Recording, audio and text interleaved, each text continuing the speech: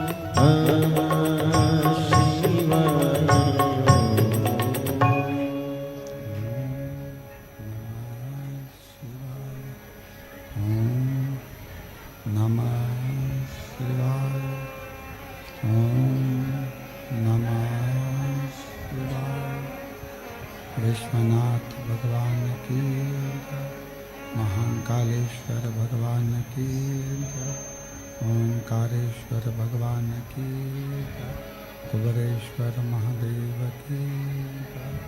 हर हर महादेव, हर हर महादेव, हर हर महादेव, हर।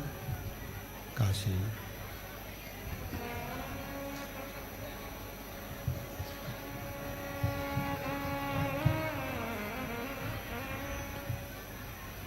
विश्वनाथ ओगरदानी त्रिकालदर्शी कैलाशी अविनाशी भगवान शिव, जिनकी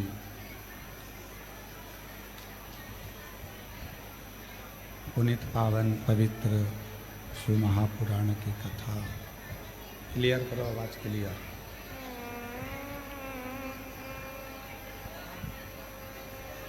पुनित पावन पवित्र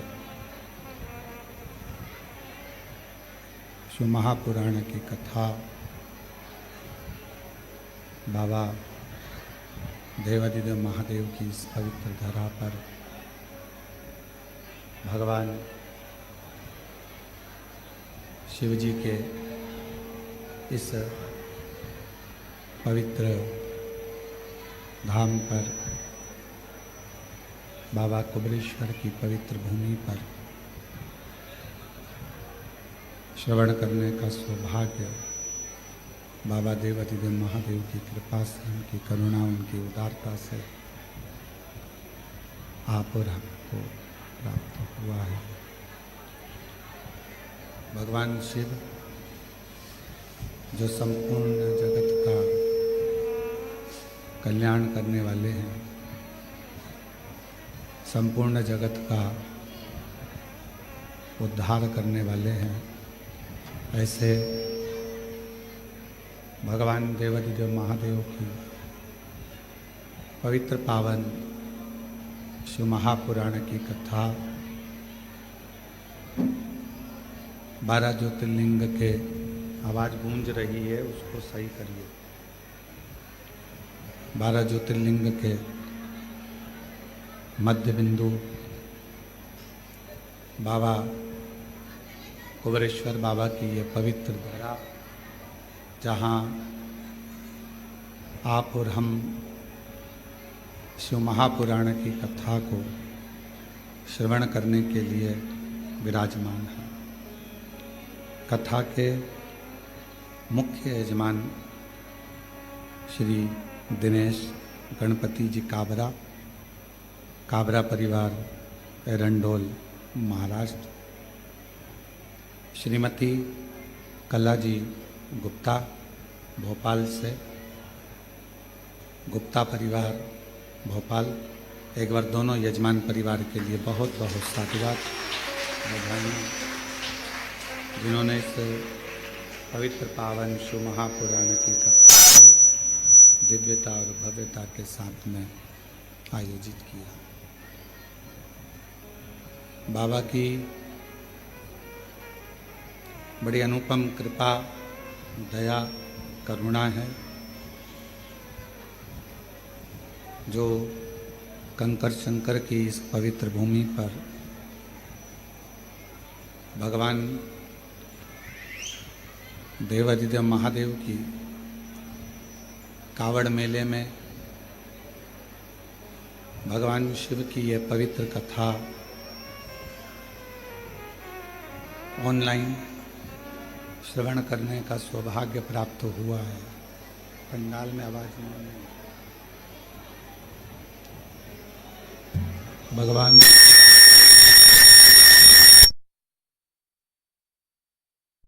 शिव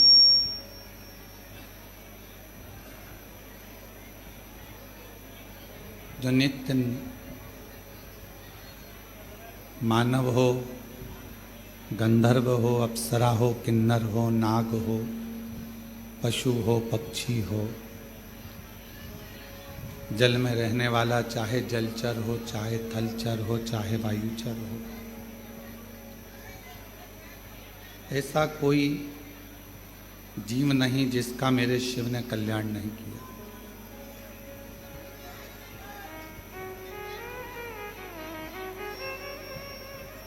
भगवान शिव, भगवान शंकर केवल उनको भजने वाला ही नहीं,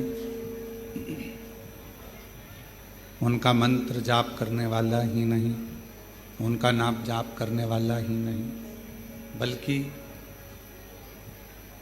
जो भगवान शिव के मंत्र का जप कर रहा है, पंचाक्षर नमः शिवाय, षडाक्षर ओम नमः शिवाय या श्री शिवाय नमस्तुभ्यम मंत्रों का जाप भी अगर कोई कर रहा है या भगवान शिव की पवित्र कथा का लाभ लेकर अगर कोई जा रहा है तो भी मेरे शिव उस पर अपनी कृपा की दृष्टि कर देते हैं और उसकी झोली भर देते हैं। ऐसे मेरे भगवान देवाधिदेव महादेव भगवान शंकर हैं, भगवान शिव।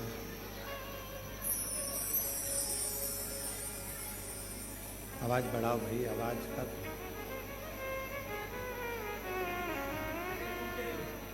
भगवान शिव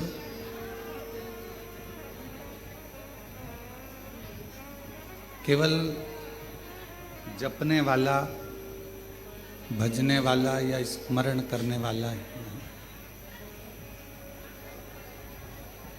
बल्कि कोई भजन करने वाला भी अगर निकल कर जाता है, शिव नाम जपने वाला भी अगर निकल कर जाता है तो शिव उस पर करुणा जरूर करते हैं। और तेरी कृपा बिना ना हिले एक भी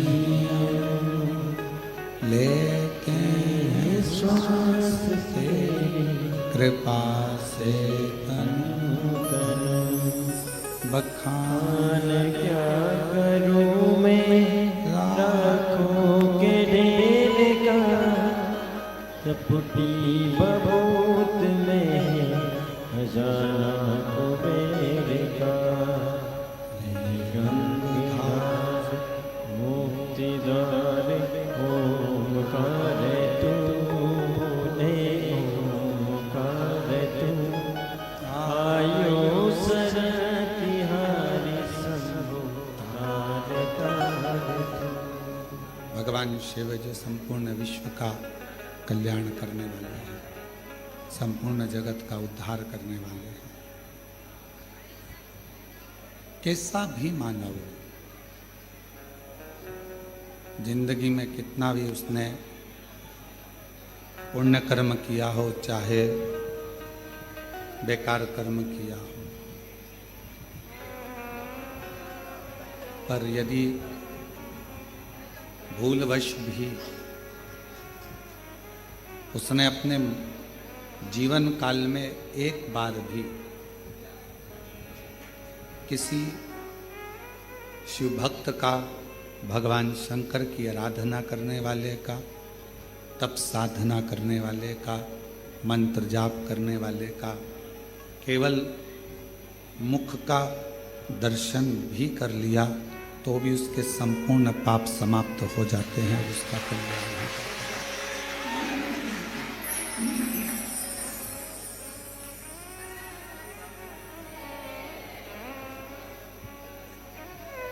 इसलिए संपूर्ण जगत में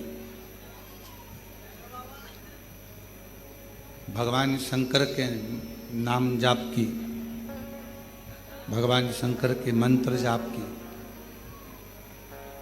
भगवान राम के नाम जाप की, भगवान कृष्ण के नाम जाप की बड़ी महत्वता।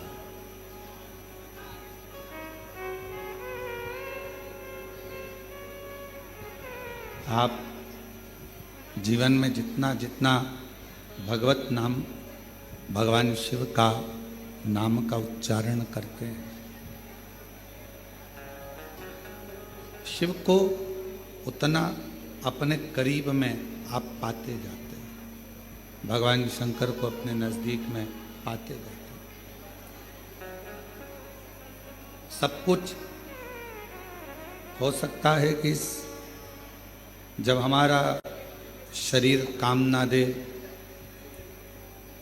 जब शरीर किसी काम का न रहे, तो परिवार, नाते, रिश्ते, कुटुंब, कबीले, ये सब साथ छोड़ दो। हो सकता है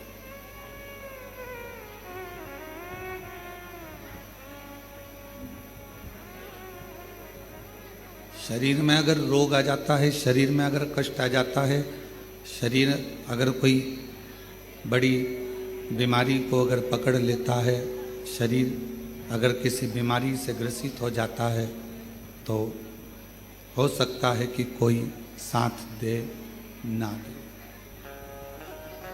सब दूर हट जाते हैं, सब दूर चले जाते हैं।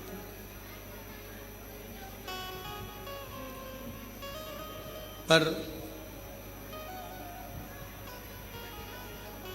तुम्हारा दुख देखकर, तुम्हारी बीमारी देखकर, तुम्हारा तकलीफ देखकर, तुम्हारा कष्ट देखकर केवल एक जो तुमसे दूर नहीं जाता,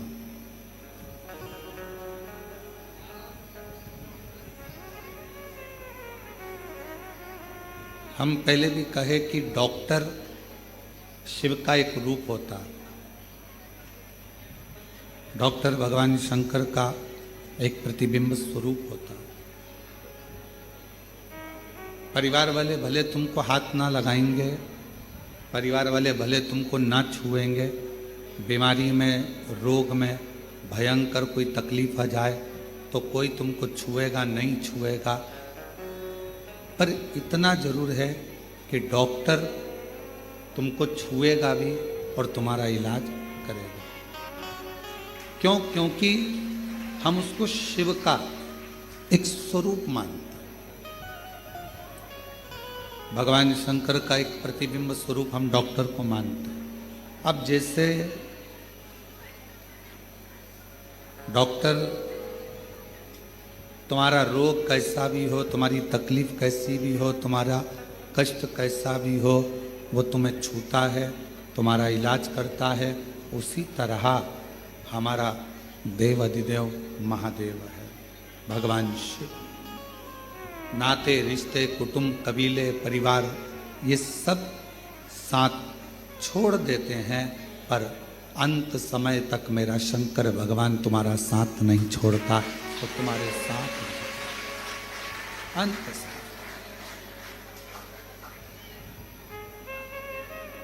और मेरे बाबा दया करना,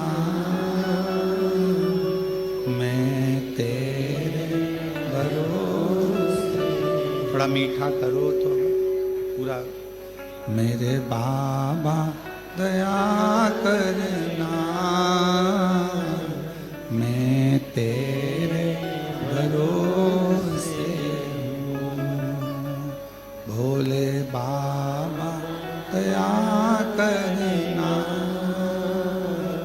मैं तेरे भरोसे हूँ। ना घर के भरोसे हूँ, ना परिवार के भरोसे हूँ, ना घर के भरोसे हूँ, ना परिवार के भरोसे हूँ। मेरे बाबा दया करना, मैं तेरे भरोसे हूँ। भोले बाबा दया करना, मैं तेरे भरोसे। कोई आएगा नहीं आएगा, कोई साथ देगा नहीं देगा, कोई आपका आकर हाथ पकड़ेगा नहीं पकड़ेगा, कोई गारंटी नहीं है। पर एक है जो हाथ पकड़ने के बाद हाथ छोड़ता नहीं।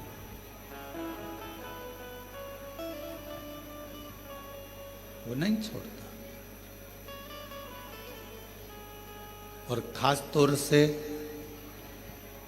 शिव के मंदिर में जाकर जब अपना हाथ लोटा पकड़कर, एक लोटा जल पकड़कर जब आप अपने हाथ को आगे कर कर शिव जी को जल चढ़ाते हो ना, जो हाथ देवाधिदेव महादेव को जल चढ़ाने के लिए ऊपर की ओर आता है, उसको मेरा देव अधिदेव महादेव जिंदगी भर नहीं छोड़ता। उसको पकड़ कर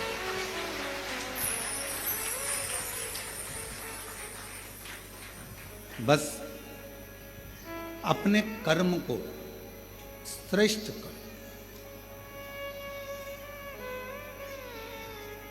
एक बार भगवान विष्णु जी के, भगवान नारायण के साले माता लक्ष्मी जी के भाई दाता विधाता,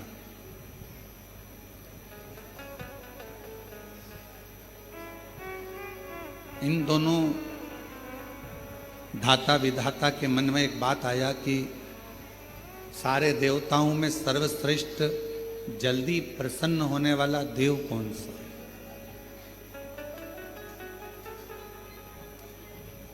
ऐसा कौन सा देवता है जो शीघ्र अतिशीघ्र प्रसन्न हो जाता?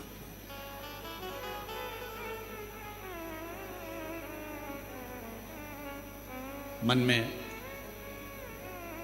भाव उत्पन्न हो गया। उस देवता का हम भी भजन करें, हम भी पूजन करें, हम भी स्मरण करें, आखिर वो देवता है कौन सा? और भगवान नारायण जी के, भगवान विष्णु के साले माता लक्ष्मी जी के भाई दाता विधाता, ये पूछने के लिए, ये जानने के लिए कि 33 कोटि देवता में सबसे जल्दी प्रसन्न होने वाला देवता कौन सा, इसको जानने के लिए स्वयं दाता विधाता भगवान नारायण के पास पहुंच गए। लक्ष्मी जी ने देखा कि मेरे दोनों भाई आए हैं। दोनों भाई पहुंचे। आते से ही लक्ष्मी जी ने उनके लिए भोजन की तैयारी करी, बहुत सारा पकवान बनाया, बहुत सारा भोजन बनाया और दाता विधाता के लिए सुंदर चौकियां लगाई गई, चौरंग लगाए गए और उनको बिठाकर भोजन पवाने का व्यवस्था करा गया।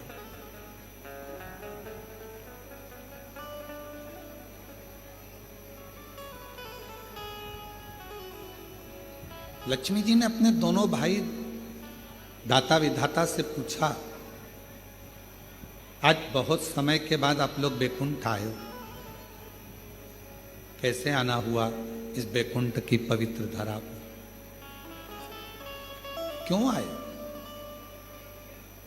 जैसे ही पूछा लक्ष्मी जी ने तो दाता विधाता में से दाता बोले कि बहन, हमारा आने का केवल एक कारण है कि हम ये पता लगाने निकले हैं कि कौन सा देवता सबसे जल्दी राजी होता है।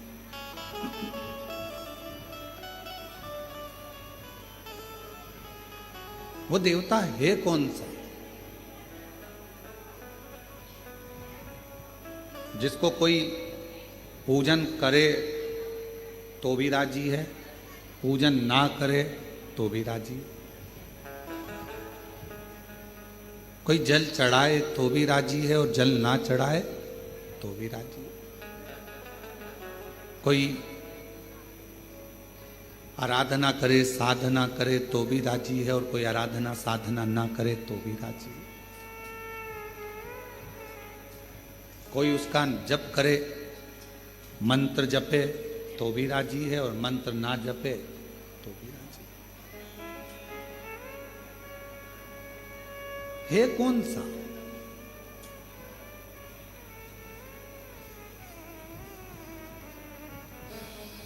वो है कौन सा? और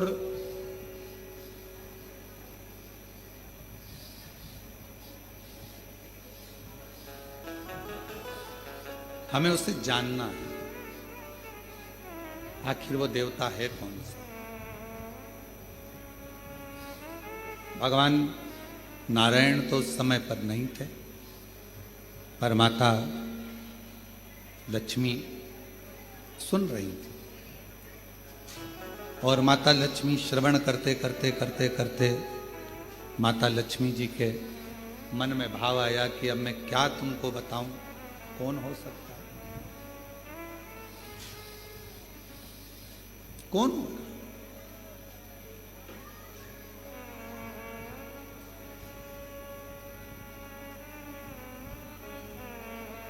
किसका नाम लूं मैं।